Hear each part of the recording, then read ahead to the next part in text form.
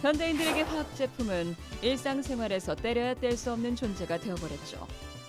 아마 사랑하는 사람보다 더 많은 시간을 보내고 있을걸요. 에이, 그 정도는 아닌 것 같은데. 다들 얼마나 사용하고 있는지 한번 물어볼까요? 세 개.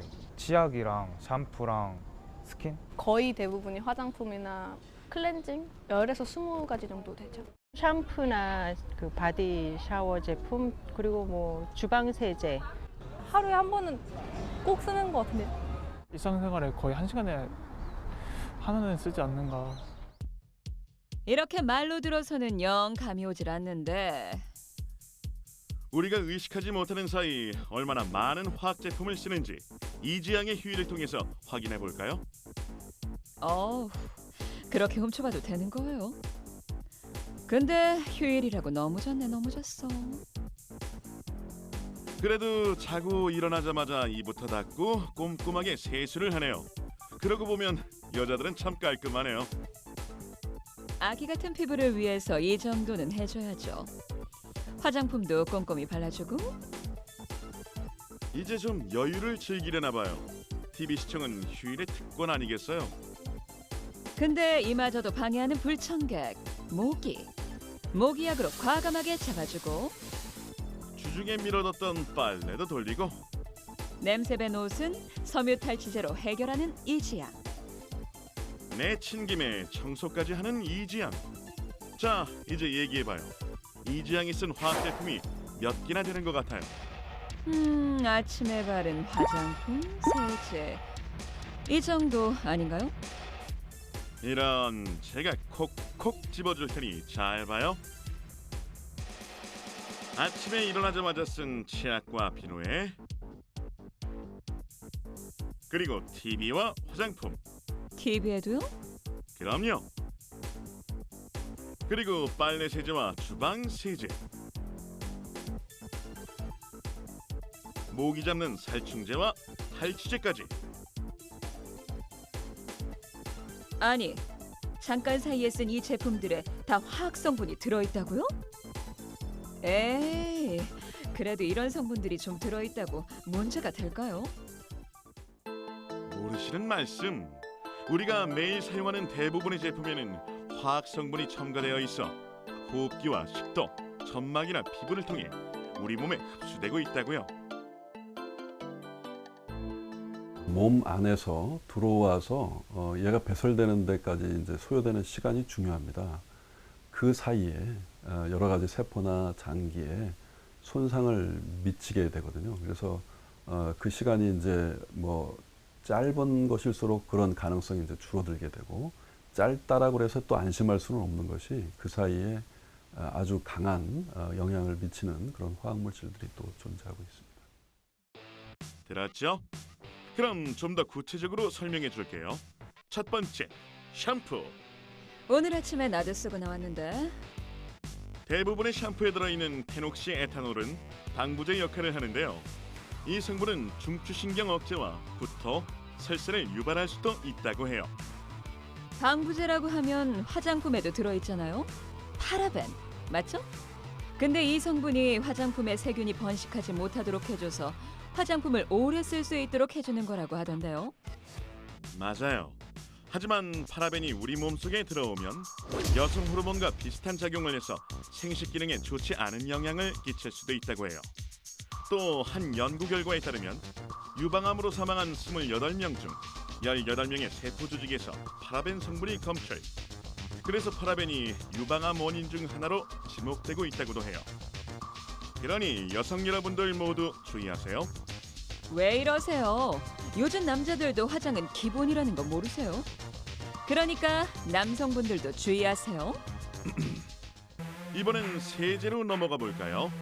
세제는 계명활성제라는 성분이 들어가는데요. 알아요. 세제 속 계면활성제는 물과 기름을 섞이게 하기 위해 사용하잖아요. 이 성분이 있어야 기름때가 쏙 빠지죠. 하지만 계명활성제인 알킬페놀류는 일부 국가에서는 생산과 사용을 금지할 정도로 독성이 강하다니 주의해야겠죠? 그리고 우리가 편리하게 쓰는 스프레이형 제품들 있죠. 이러한 제품들도 사용할 때 주의해야 돼요.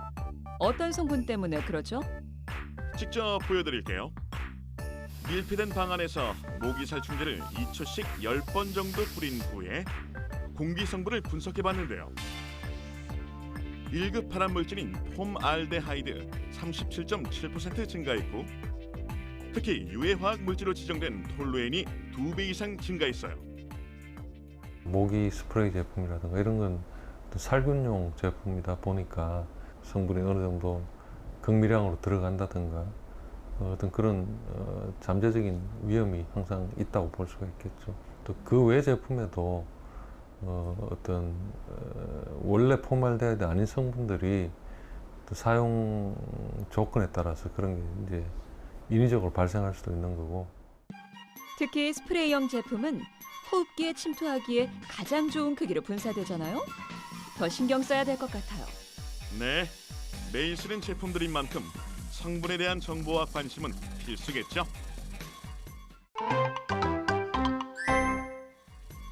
참, 아직 이지양의 휴일이 안 끝났죠? 슬슬 배고파질 시간인데요. 빵 굽고 햄까지 적분이 간편하게 토스트로 한 끼 해결할 모양이네요. 토스트에 빠질 수 없는 치즈도 올리고 참 맛있겠네요. 저도 오늘 토스트나 만들어 먹을까 봐요. 식사 후에 영양제까지, 건강까지 생각하는 이지양. 잠깐만요. 그거 알아요? 지금 간단히 먹었다곤 하지만 화학 성분인 식품 첨가물이 셀 수 없이 들어가 있었다고요. 식품 첨가물이요? 아니 그걸 음식에 왜 넣는 거죠? 보존료, 산화방지제, 감미료, 발색제, 그 다음에 착색료, 향료, 유화제 등등 31개 용도의 식품 첨가물이 있습니다. 식품의 맛과 풍미를 높이거나 특정한 색을 입힐 때 또 단맛을 첨가하고 식품의 보존 기간을 연장하기 위해 넣는 거죠. 우리가 먹는 음식에 이렇게 많은 식품 첨가물이 들어간다니 놀랍네요. 그럼 이지양이 먹었던 식빵부터 살펴볼까요? 식빵에도 뭐가 들어가나요? 식빵에는 8가지에서 13가지 첨가물이 들어가요. 대표적으로는 부드러운 식감을 주는 유화제와 팽창제인 염화 암모늄과 황산칼륨이 있죠. 빵의 원료가 되는 밀가루에는 부패를 막아주는 보존제인 프로피온산 칼슘이 들어가요. 버터는 어때요? 버터에는 트리드록시 부티로페논, 옥틸갈레이트가 포함되어 있는데요. 산화를 막아주는 보존류라고 할 수 있죠. 그리고 햄에는 인산염과 아초산염 같은 식품 첨가물이 들어있는데 이건 육류의 끈기를 높여주는 용도로 쓰이죠. 우유를 발효시켜 만든 치즈에는 안 들어갈 것 같은데요. 치즈에도 보존 효과를 높이기 위해 수산화나트륨, 황산과 같은 산도 조절제가 들어가죠.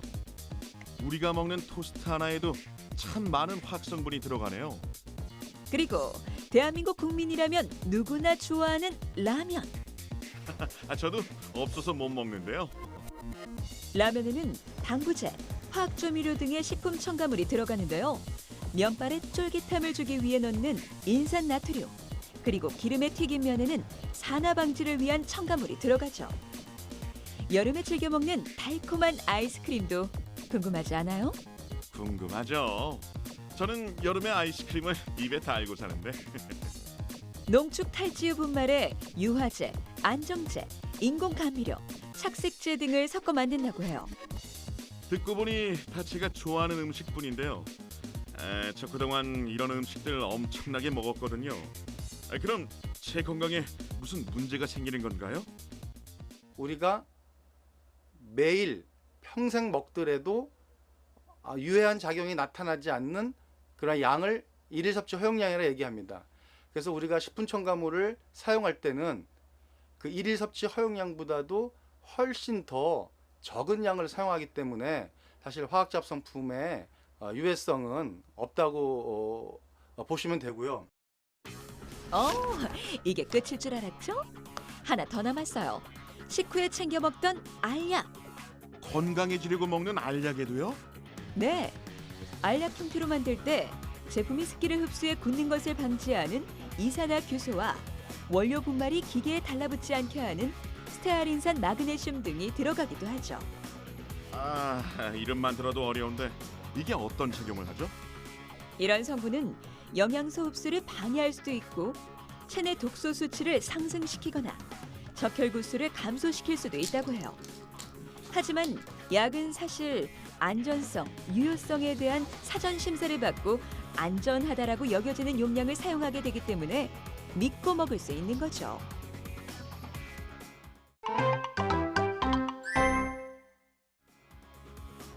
요즘 화학 제품을 쓰는 대신 천연 재료를 이용해 제품을 만들어 쓰는 사람들을 노케미족이라고 하잖아요. 네, 요즘 한창 많이 늘고 있다는데 이렇게 노케미족이 된 데는 다 이유가 있대요. 제가 처음에 이거를 접하게 된 계기는 저희 큰아이가 지금 중학생인데 아토피가 있었어요. 그래서 그때부터 관심을 갖고 이제 한두 가지씩 배우기 시작하면서 사용을 직접 하게 됐죠. 생활 속에서 일상적으로 사용하던 화학 제품 대신 직접 천연 재료들로 만든 제품들로 바꾸기 시작했다고 하는데요. 우리도 좀 배워볼까요? 베이킹 소다하고 구연산하고 거의 동량으로요. 이렇게 뿌려주세요. 배수구 안에. 이렇게 하면 탄산가스 거품이 발생돼 찌든 때나 곰팡이 제거에 효과적이래요. 뜨거운 물 같은 거 준비되시면요. 여기 위에다가 살짝 이렇게 한번 쑥 뿌려주세요. 어때요? 묵은 때가 한 번에 내려가는 것 같아서 속이 다 시원해지네요. 제가 주방세제 만들 때는 EM 발효액하고 베이킹 소다가 거의 주 성분이고요. 그리고 베이킹 소다 들어가는 걸로 또 보여드리면 요거는 주방용 비누예요. 매일 먹고 마시는 음식물을 담는 그릇, 이제 안심하고 닦을 수 있겠네요. 아직 더 알려주실 게 남았나요? 변기 세척하는 거 보여드릴게요. 많이 지저분하다 그러면 뭐 2개 정도 쓰세요.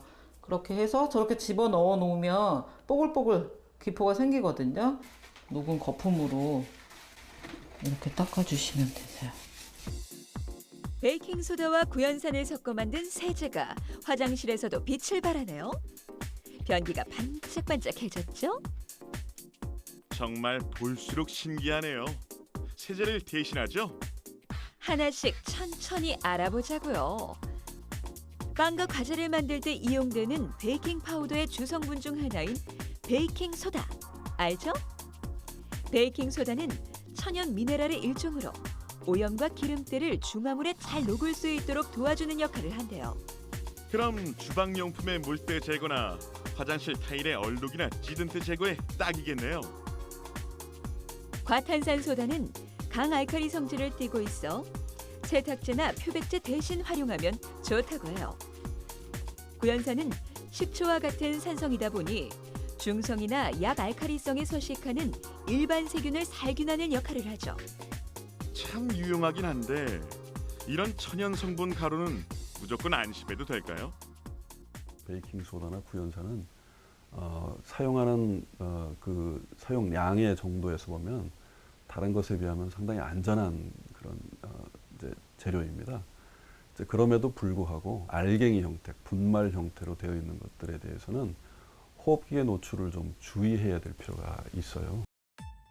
천연 성분 덕분에 집안 곳곳 깨끗하게 청소할 수 있을 것 같긴 한데 그 외에 활용할 수 있는 방법은 더 없나요? 왜 없겠어요? 직접 화장품도 만들어 쓸 수 있다고요. 아니, 낯선 재료들이 꽤 많은데 이게 다 천연 성분이라고요? 네, 라벤더와 녹차는 알죠? 병풀은 염증을 완화하고 상처 치료에 도움을 주는 식물 성분이고 나트로틱스 역시 식물에서 추출한 천연 방부제예요. 솔루블라이저는 천연 유화제죠. 먼저 라벤더 워터랑 정제수를 섞어주네요. 그리고 천연 보습제인 글리세론과 나트로틱스를 넣는 거죠. 그리고 60도 정도로 가열해주고요. 그 사이 다른 비커에 솔루빌라이저랑 에센셜 오일, 천연 향균제인 티트리를 넣어서 섞어주면 돼요. 그걸 가열했던 용액과 잘 섞어주는 거군요. 생각보다 간단한데요. 그렇죠? 이제 용기에 담으면 끝이에요. 재료만 준비하면 누구든 쉽게 만들 수 있을 것 같긴 한데 천연 성분으로 직접 만드는 만큼 주의해야 될 점도 있죠. 계량이랑 온도, 그 다음에 이제 보관상의 유의사항이 있어요. 좀 냉장 보관을 하셔야지 사용감이 더 좋다거나 그런 것만 좀 이제 유의해서 만드시고 사용하시면 그냥 일반적인 이제 화학 제품보다는 좀 더 내 피부에 맞게 DIY를 하실 수 있죠. 조금 귀찮긴 해도 비용 절감 효과는 물론 믿고 쓸 수 있으니 도전해볼 만하겠죠? 만들면 나도 좀 나눠줘요.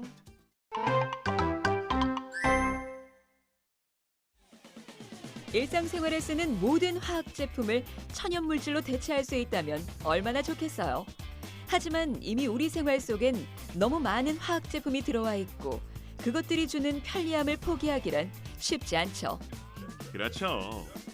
화학 제품에 익숙해진 사람은 천연 재료로 바꿨을 때 뭔가 깨끗이 되지 않은 듯한 기분을 느낄 수도 있을 것 같아요. 시간이 없어서, 귀찮아서, 잘 몰라서 어쩔 수 없이 화학 제품을 써야만 한다면 어떻게 해야 할까? 화학 제품을 좀 더 똑똑하게 쓸 수 있는 방법은 없을까요? 정부에서 이런 평가 체계라든지 관리 체계를 잘 갖추어서 우리가 사용하는 용도의 목적에서 그만한 용량에서는 이것이 안전하다라고 하는 것이 우선 되어 있어야 된다라고 보고요. 두 번째는 기업에서 모든 자료들을 확인을 해서 소비자들이 사용할 때 안전하게 사용할 수 있도록 하는 제품을 만들어내는 것이 중요하다고 봅니다. 그리고 무엇보다 소비자들 스스로가 제품을 구입하고 사용할 때 주의를 기울여야 하겠죠. 예를 들어 제품을 구입할 때 성분을 꼼꼼하게 확인하는 게 중요하겠죠? 그리고 내가 사용하는 제품의 화학 성분이 유해한지 여부를 직접 검색해보고 가능하면 피하는 것도 하나의 방법이죠. 쉽게 확인해 볼 수 있겠네요. 그리고 무엇보다 정확한 사용 방법과 주의사항에 따를 필요가 있어요. 앞서 봤지만 스프레이 제품을 밀폐된 곳에서 반복적으로 사용하는 것은 몸에 해로우니 피하는 게 좋겠죠. 사용한 후엔 최대한 빠른 시간 내에 환기를 시켜주는 게 중요하겠죠. 그리고 이런 분들 많은데 옷을 입고 탈취제를 뿌리는 것도 금물이에요. 그렇죠. 이런 제품을 사용할 땐 몸에서 최대한 멀리 떨어뜨려 쓰는 건 기본이죠. 그 외에도 주의할 점들이 더 있는 것 같은데요. 샴푸를 할 때는 500원 동전 크기만큼 덜어 사용하는 것이 적당해요. 그리고 가능한 오랫동안 꼼꼼하게 헹궈주는 것이 중요하죠.